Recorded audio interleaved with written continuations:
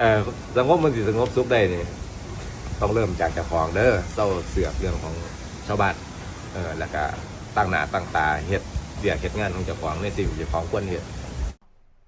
คำสอนง่ายๆจากอาจารย์ติงลีมอบให้ลูกศิษย์หักลูกศิษย์แพงคือน้องตายว่าจังใดทานผู้ชมไปฟังพร้อมกันสบายดี FC แฟนคลับทุกทานมาพบมาพ่อกันอีกแล้วทุกคนเอ้ยกะหวังว่าจะติดตามเรื่องเล่าข้อมูลข่าวสารการเดินทางไกลของน้องผู้ผ่าจากเวียงจันทร์สู่สวรรณเขตระยะ400เกือบ500กว่ากิโลเมตรมาฮอดปัจจุบันนี้ยังบ่เห็นข้อมูลข่าวสารการเคลื่อนไหวของผู้ผ่าแต่อย่างใดเลยท่านผู้ชมเอ้ยเคลียร์โทรศัพท์เคลียร์ไปเคลียร์มาดันไปเห็นคลิปนึงซึ่งเป็นของอาจารย์ติงลีที่เพิ่นอบรมสั่งสอนลูกศิษย์หักลูกศิษย์แพงนั่นก็คือทั้งน้องตายหรือว่าตุนตายนั่นเองตุนตายก็ถามหลายเรื่องหลายเล่ามื้อนี้ก็คงจะเป็นมื้อนึงที่มีโอกาสได้พักได้พรได้โอ้ได้ล้มกันท่านผู้ชมเนาะน้องตายก็ถามเรื่องสรรพคุณของสิ่งที่อาจารย์ติงลีมอบให้ทั้งตุนตายว่ามันเป็นไปเป็นมาคือแนวใดมันดีคือแนวใดหลังจากนั้นก็ต่อใส่ว่าสิเฮ็ดแนวใดชีวิตเฮาคนเฮาจึงจะมีความสุขซึ่งอาจารย์ติงลีก็ห่วยก็เว้าหลายสิ่งหลายอย่างแล้วแต่ว่ามีคำหนึ่งนี่ก็ถึกอกถึกใจหลายๆคนอยู่ได้ท่านผู้ชมทุกมื้อนี้มันก่อให้เกิดประเด็นดราม่าคนนั้นว่าให้ผู้นี้คนนี้โจมตีผู้นั้นก็มาจากคำนี้แหละซึ่งอาจารย์ติงลีเพิ่นก็เว้าเต็มปากเต็มคำท่านผู้ชมล่ะอาจารย์ติงลีกับน้องตายจึงก็ได้มาถ่ายรูปร่วมกันอีกครั้งนึงเรื่องใบประกาศหรือว่าใบเกียรติคุณเนาะได้มาจากขอนแก่นกองทัพบกที่23ขอนแก่นนี่แหละเนาะผลงานความดีที่น้องตายได้มีโอกาสได้เข้าไปร่วมกับอาจารย์ติงลีอยู่ที่กองทัพบกทั้งขอนแก่นนั่นก็ถือว่ามอบให้เป็นของขวัญเป็นรางวัลคนที่คิดดีทำดีอาจารย์ติงลีว่าท่านผู้ชมเนาะรายละเอียดอยากให้ทุกคนไปชมคลิปนี้ซะก่อนว่าอาจารย์ติงลีตอบน้องตายว่าแนวใดชีวิตเฮาจะมีความสุขได้แนวไหนอยู่ในโลกสังคมปัจจุบันนี้อาจารย์ตอบแบบตรงๆประเด็นเลยท่านผู้ชมอันนี้เราก็ตามความเชื่อเนาะมันก็เป็นของทุนศิษย์ของธนศิษย์ของบอกไงว่าของศักดิ์สิทธิ์จากธรรมชาติคนที่เขาป่าเขาดงนี่เขาจะหูกันของพวกนี้นี่มีอำนาจมีฤทธิ์ในตัวคือจังที่เคยบอกเคยว่านั่นแหละว่าคนเขาจะถือคติเวลาเขาป่าเนี่ยจะบ่ถือปืนเข้าบ้านก้นเปรียบเสมือนว่าข้าเบาเนี่ยเปรียบเสมือนว่าบ่เอาของขังจากข้างนอกเนี่ยเขาไปโชว์อำนาจในเขตป่าเขาแต่ก็จะเอาของจากในป่าเนี่ย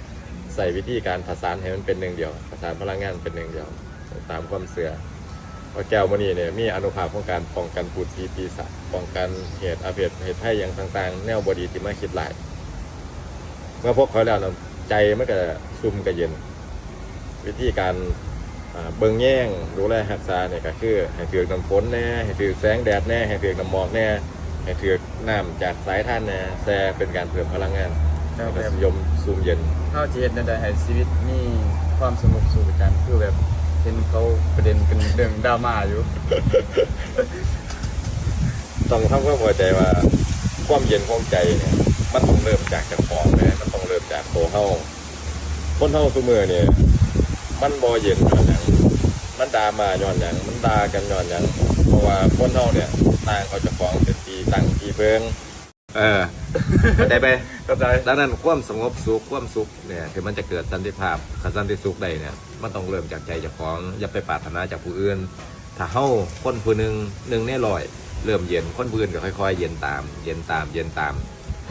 ขาดอยากสินำผ้าคนเนี่ยให้มีความสุขในสังคมต้องเริ่มจากเจ้าของอย่าไปเริ่มจากผู้อื่นคนที่อยู่ข้างนั้นมันก็จะค่อยๆเย็นไปน้ำแต่ข้าเจ้าของผ้ามูเดือดก็จะเดือดกันตามก็ยังพวกมากลากไปนะพวกห้อยตามขาดพวกบ่มีหล่องมีรอยเป็นของเจ้าของใช่ปะสังคมมันสิสงบสุขได้นี่ต้องเริ่มจากเจ้าของเด้อเศร้าเสือกเรื่องของชาวบ้านแล้วก็ตั้งหน้าตั้งตาเฮ็ดเวียกเฮ็ดงานของเจ้าของในสิ่งที่เจ้าของควรเฮ็ดเบิ่งเจ้าของถามเจ้าของมื้อนี้เจ้าของดีพอละยังถามเจ้าของเบิ่งเจ้าของว่ามื้อนี้เจ้าของนี่เฮ็ดความสวยอย่างแน่ละไป ยามมื้อเช้าเริ่มต้นตั้งเป้าชีวิตดีๆมื้อนี้จะเฮ็ดหยังยามมื้อแลงมานั่งทบทวนมื้อนี้เฮ็ดดีอีหยังแหน่มื้อนี้เฮ็ดชั่วอีหยังแหน่อันใดแก้ไขได้ก็แก้ไขอันใดแก้บ่ได้ก็พยายามปรับปรุงอย่าให้มันสะสมไว้จนกลายเป็นสันดานนะภาษาไทยบอกยังไงก็คืออนุสัยนั่นแหละอนุสัยแปลว่าสันดานนะตำนั้นหยุดเสือกเรื่องชาวบ้านเฮ็ดใจเจ้าของให้สงบสุขเริ่มจากเจ้าของสังคมมันจะได้สงบสุขได้ เห็นบ่ล่ะปกตินี่พวกเฮาก็บ่ค่อยได้ยินบ่ค่อยได้เห็นอาจารย์ติ๊งลีอยู่ในอริยบทแบบลักษณะแบบนี้หรอกเราก็จะเฮ็ดเวียกเฮ็ดว่าของเราไปติ๊กๆแต่ว่ามื้อนี้ก็ถือว่าเป็นเลิกษ์งามยามดีมีโอกาสได้มานั่งลิ้นกับตุนตายก็เลยเปิดประเด็นเรื่องของดีของขลังที่อาจารย์ติ๊งลีมอบให้ว่ามันดีแนวใดดีแนวใดหลังจากนั้นก็ต่อใส่ว่าเฮ็ดแนวใดใช้มีความสุขเนาะง่ายๆอาจารย์ติ๊งลีก็ง่ายๆว่าบ่ต้องไปยุ่งบ่ต้องไปเยือกเรื่องของผู้อื่นเขาขั้นกรณีว่าเฮาไปเยือกไปเซาะไปแซะไปต้องการฮู้เรื่องของคนอื่นเขาผลสุดท้ายเฮานี่แหละที่จะเป็นผู้ที่เจ็บที่จะเป็นผู้ทุกข์ว่าซั่นเด้ที่จะเป็นผู้เจ็บที่จะเป็นผู้ทุกข์แต่ว่าก็คือว่าและท่านผู้ชม MC แฟนคลับเนาะคนทุกมือนี่มันมีโลกโซเชียลอยู่ในมือเฮาบ่ไปยุ่งเรื่องคนอื่นก็มายุ่งเรื่องของเฮาอยู่ดีนั่นล่ะถึงว่าเฮาบ่นำประเด็นดราม่าไปหาคนอื่นนำประเด็นดราม่ามาหาเฮาคือเก่าซึ่งว่ามันก็เฮ็ดให้เป็นทุกข์นั่นแหละท่านผู้ชมทางเดียวก็คืออย่าสู้ไปส่งไปเสือกเรื่องของคนอื่นคืออาจารย์ติ๊งลีเว้าหั่นแหละเนาะอยู่ซื่อๆมีกินละกินมีเฮ็ดละเฮ็ด